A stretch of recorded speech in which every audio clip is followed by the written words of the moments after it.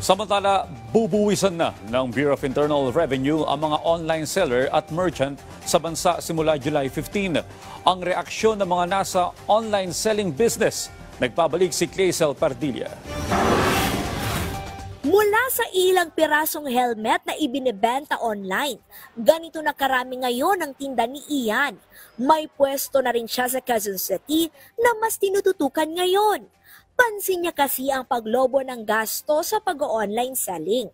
Yung ginagamit natin na mga materyales para ma-send dun sa mga buyer natin, yun, may plastic tayo, may box, yung mga bubble wrap. Tapos kailangan maayos din yung pagkaka-packaging tape. Pag sined natin, aantay mo ng 1 week bago pa bayaran kasi hindi pa bayad yun. Ang bagong entrepreneur naman na si Neil, nakikita ang malaking potensyal sa pag-online selling. Ang kape nga at iba pang pagkain sa kanyang cafe, inaalok niya sa mga social media site.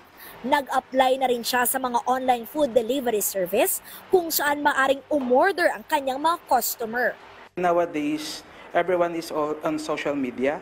Kung mag-i-stay ka sa shop lang, parang hindi ka magiging visible sa lahat. So, very important na may social media. Yung convenience din po.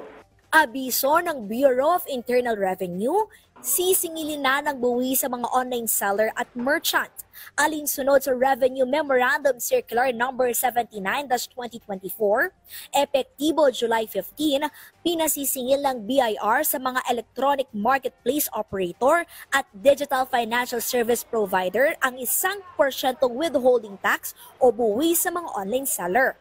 Sabi ni Neil at Ian, Di ba parang hirap ng buhay ngayon, then siguro mag-focus na lang sa ibang when it comes to taxes, yung mga, and then leave the online sellers na lang. Kasi ayun nga, yung iba, maliit lang yung puhunan, then tataksan pa.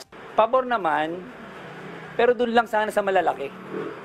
Kasi katulad ko, maliit lang, hindi ganun kadami tayong mga customer. Siyempre, ramdam na ramdam namin yan. paglilinaw ng BIR, exempted sa buwis ang mga online seller na hindi aabot sa 500,000 pesos ang kita sa isang taon. Kalahati lamang ng kanilang gross remittances ang isa sa ilalim o papatawan ng buwis.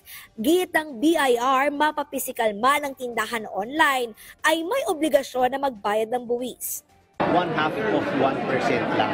So napakaliit lang yan bagong buwis. Pamamaraan lang ng pangongolekta yan at napakaliit lang ng kinokolekta niyan para ma-monitor natin yung mga malalaking online sellers at hindi naman yan nakatutok sa mga maliliit. Bukod sa mga online shopping platform, sapul din ang buwis ang digital food delivery services, mga site para sa booking ng hotel, resort at iba pang accommodation. Hinihikat ng ahensya ang mga online seller at merchant na magparehistro sa BIR at magsumite ng registration certificate ng e-marketplace operator. Clazel Pardilla para sa Pambansang TV sa Bagong Pilipinas.